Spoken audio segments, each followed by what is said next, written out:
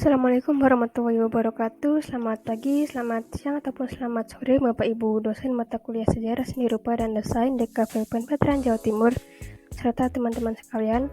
Semoga kita semua selalu berada dalam lindungan Allah SWT. Saya Zaidun Rafidha, NPM 210520113. Dalam video ini akan menjelaskan tentang UF Design.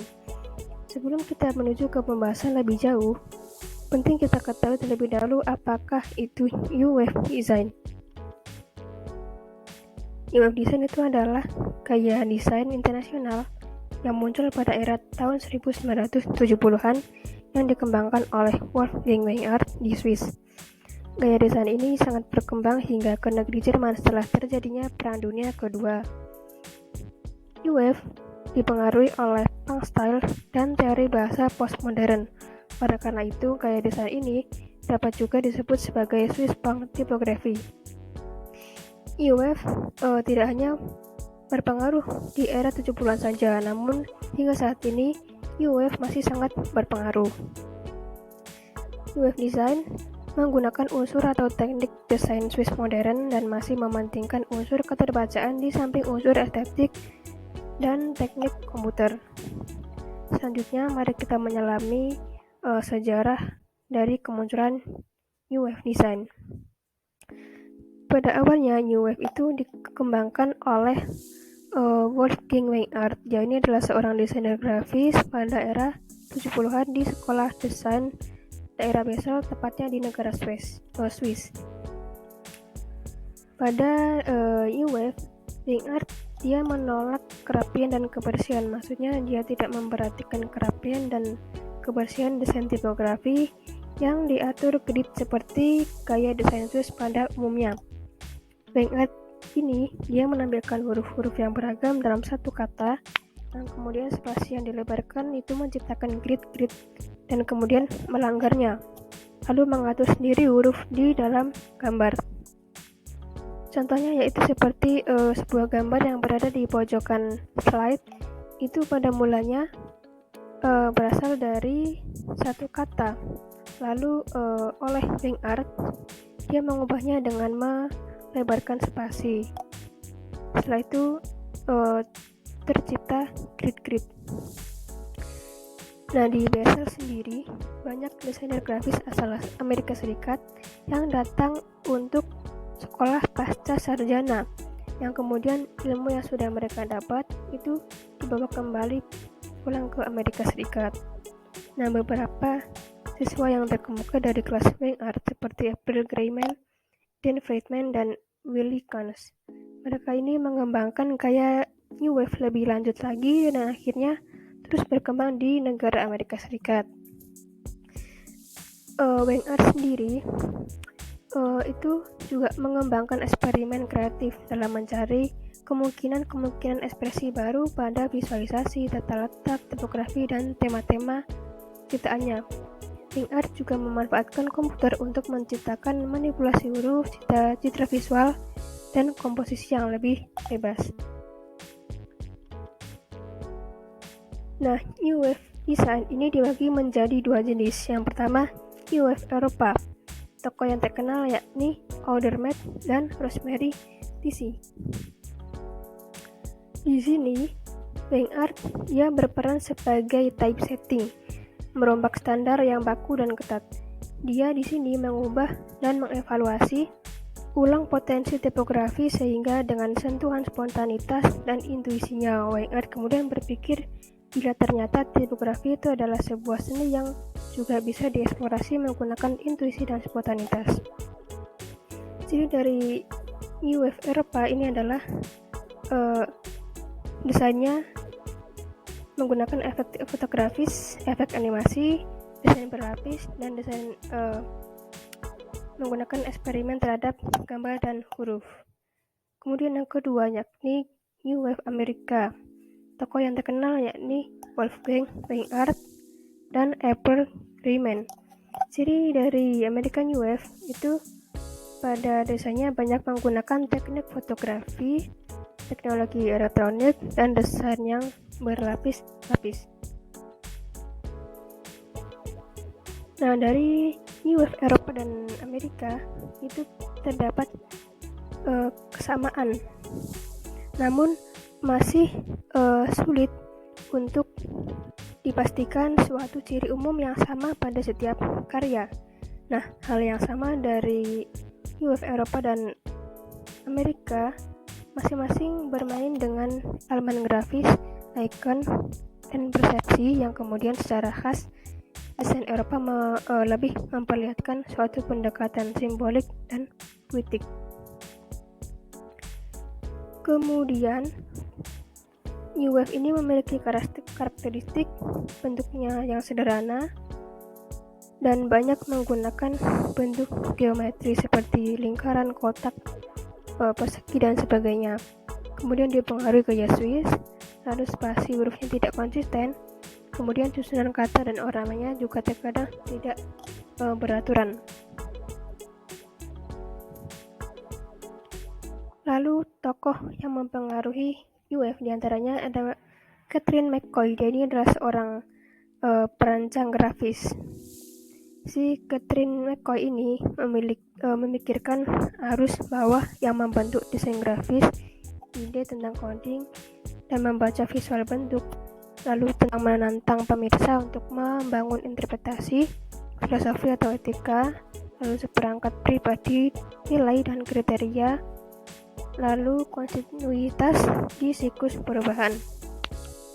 Nah, yang kuat dari si Catherine McCoy ini adalah penekanan pada pemecahan masalah dan bentuknya mengikuti fungsionalisme atau from follow function yang menimbulkan resonansi dengan pendekatan pribadinya terhadap peluang dan masalah pada kehidupan sehari-hari.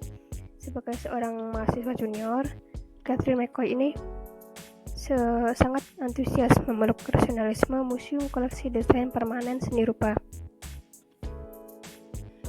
Selanjutnya ada April Grayman. Dia ini adalah seorang desainer asal Amerika yang tergolong ke dalam aliran American UF. April Grayman itu adalah desainer yang menjadi terkenal di California pada akhir tahun 1970-an. Grayman dia menggunakan apa yang dia sebut sebagai hybrid imagery atau citraan hibrida. Kemudian ada Neville Brody. Dia ini adalah seorang desainer grafis, brand strategik, dan tipografer asal Inggris.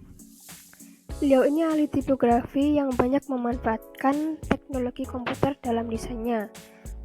Brody mengangkat gaya punk yang sebenarnya adalah gaya jalanan yang liar menjadi gaya yang bisa dinikmati secara komersial dalam media-media promosi pada periode tahun 80-an.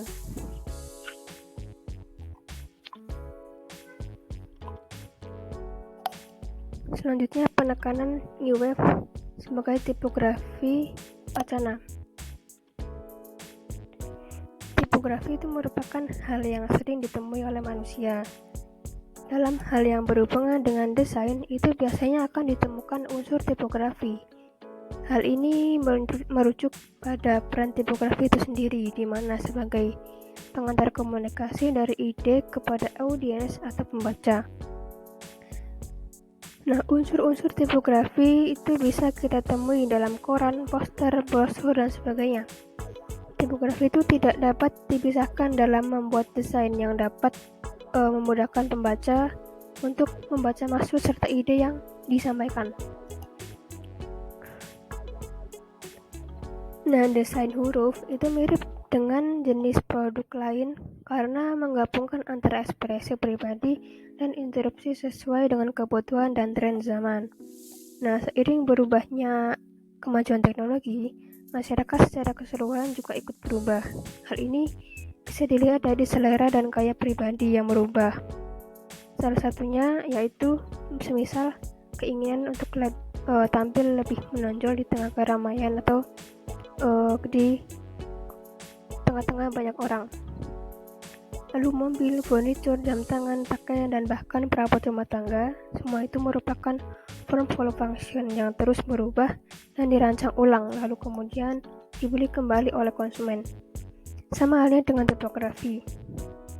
pilihan jenis huruf yang tepat sangat penting untuk keberhasilan dan keefektifan pesan yang akan kita sampaikan.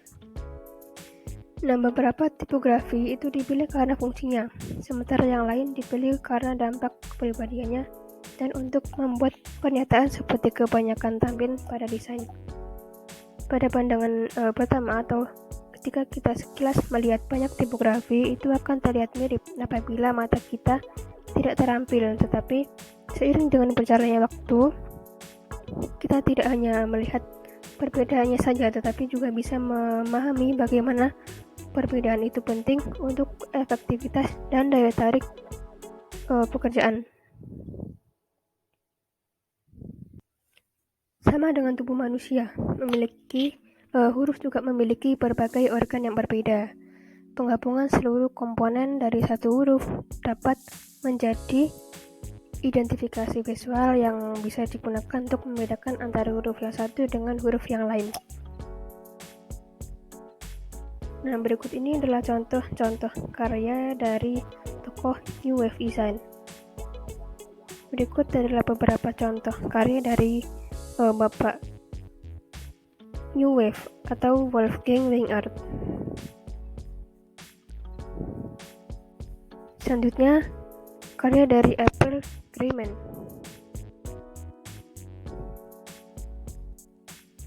Berikutnya, karya dari Neville Brody.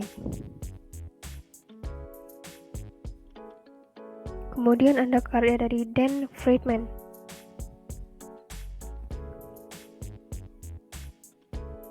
Yang ini adalah karya dari Willy Cairns. Oke, baik. Jadi kesimpulannya adalah New Wave adalah gaya desain yang memiliki ciri gaya yang sederhana dan geometris, yang dipengaruhi oleh gaya freestyle yang memiliki unsur grafis. Gaya New Wave itu mengutamakan gaya tipografi yang diberi manipulasi artistik. New Wave menggunakan fotografi dan teknologi elektronik yang canggih untuk mengolah bentuk-bentuk lama. Dengan komputer, desainer bisa menghasilkan hubungan makna yang kompleks antara teks dan gambar di dalam sebuah grid horizontal dan vertikal. Sekian, terima kasih. Itulah presentasi New Wave dari saya. Apabila ada pertanyaan bisa disampaikan di kolom komentar. Assalamualaikum warahmatullahi wabarakatuh.